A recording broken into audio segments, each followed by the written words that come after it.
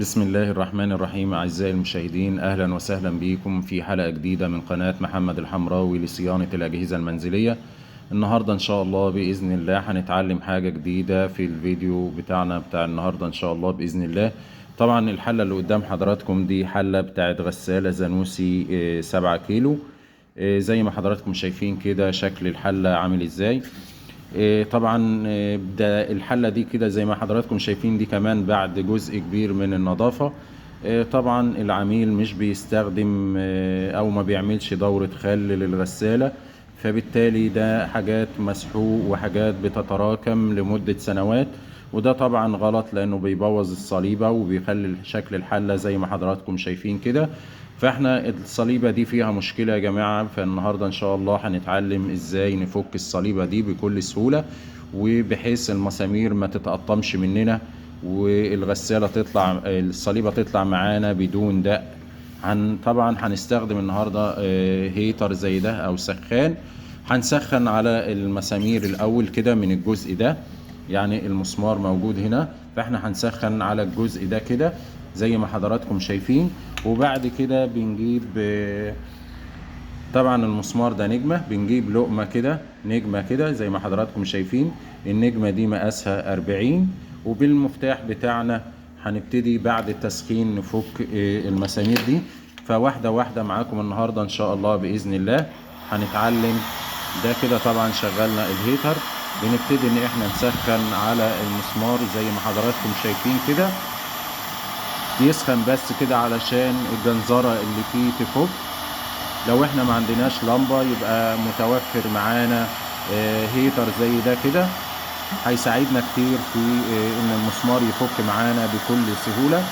كل مسمار هنسخن عليه يعني قول مثلا دي من دقيقة لدقيقة ونص، بحيث المسحوق والجنزرة اللي بتبقى ماسكة على المسمار تفك معانا بكل سهولة. ودي يعني اقل حاجة ممكن او اقل الامكانيات ممكن نفك بيها المسامير اللي قدام حضراتكم دي. الهيتر ده طبعا يعني بيساعدنا كتير، المفروض يكون متوفر في كل ورشة صيانة، بيفيدنا في حاجات كتير جدا.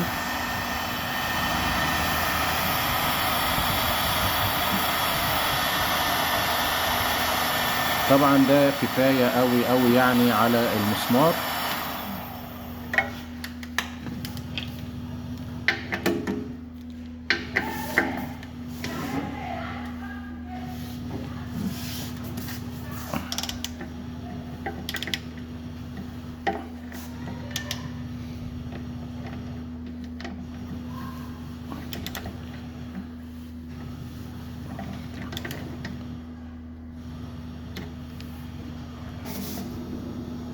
انا موقف. شغال.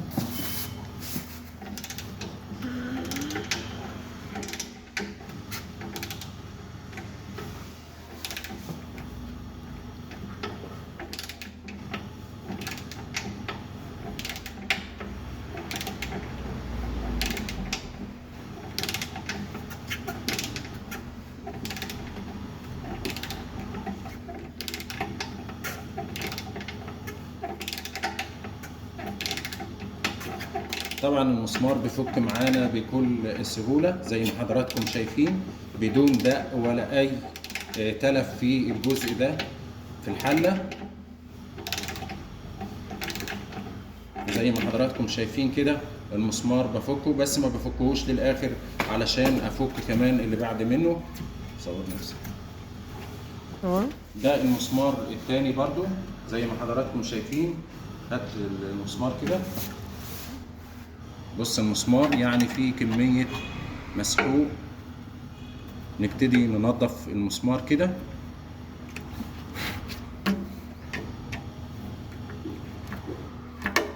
دي طبعا كلها مساحيق متراكمة نتيجة ان احنا ما بنعملش دورة خل. هنبتدي برضو نسخن عليه. تعال هنا.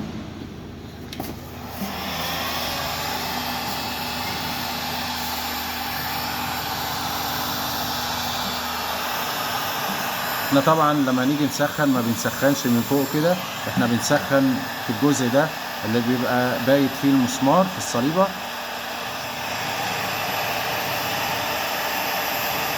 هسخن عليه شوية وارجع لكم تاني علشان الفيديو ما يبقاش طويل على حضراتكم. زي ما حضراتكم شايفين كده بالظبط المسمار حتى هنا كده يعني لونه احمر خالص. فهنبتدي ان احنا نوقف ونبتدي نفك على طول وهو سخن.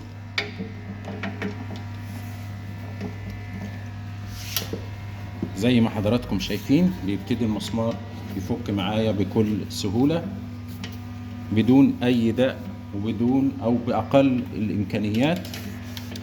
لو ما عندناش لمبة يبقى نكون متوفر معانا الهيتر ده، هيساعدنا كتير في شغلنا.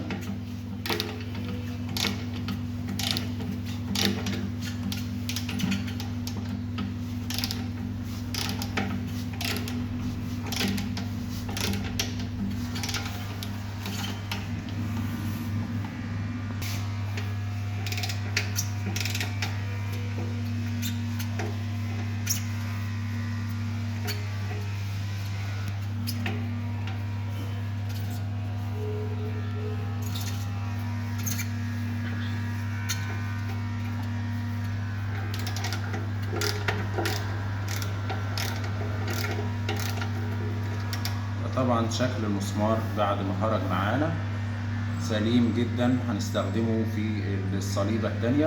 ما فيهوش اي تلفيات ولا بوظنا ولا دقينا ولا اي حاجة على الاطلاق. بيخرج معانا المسمار بالشكل ده. والمسمار ده طبعا احنا فكيناه علشان بنفس الطريقة علشان ما نطولش الفيديو على حضراتكم. سهل معانا جدا جدا، مفيهوش اي مشكلة. بمجرد ما نفك الجنزرة والمساحيق اللي بتبقى متراكمة على المسمار يخرج معانا المسمار حتى بالايد اهو بكل سهولة. ودي طريقة سهلة وبسيطة جدا جدا نبتدي ان احنا نغير بيها الصليبة. طبعا انا هفك المسامير وارجع تاني اركب معاكم الصليبة الجديدة. ماشي.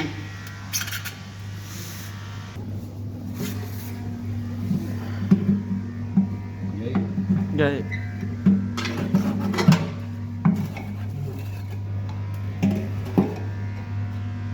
يعني حضراتكم انتوا تحكموا وتقولوا شوف الصليبة عاملة ازاي والحلة كمان بالداخل. هنبتدي ان احنا ننضف الحلة دي كده ونرجع لكم تاني.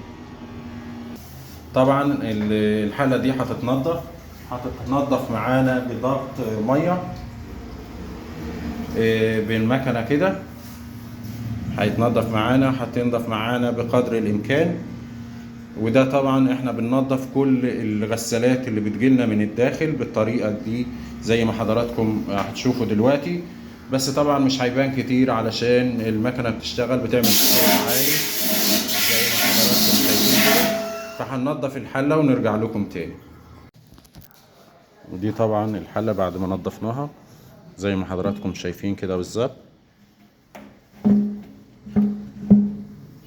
هنبتدي بقى نركب الصليبة دي، الصليبة الجديدة.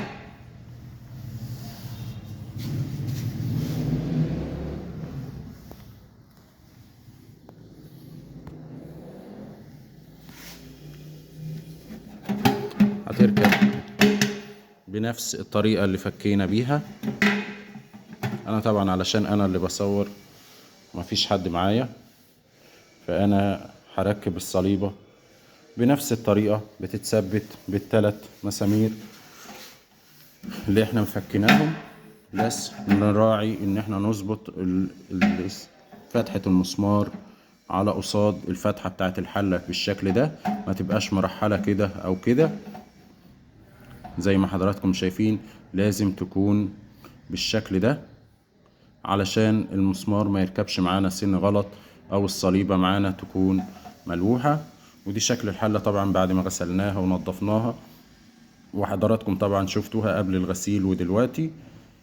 طبعا ده كان الفيديو بتاعنا النهاردة. أرجو إن هو يكون نال إعجابكم، والسلام عليكم ورحمة الله وبركاته.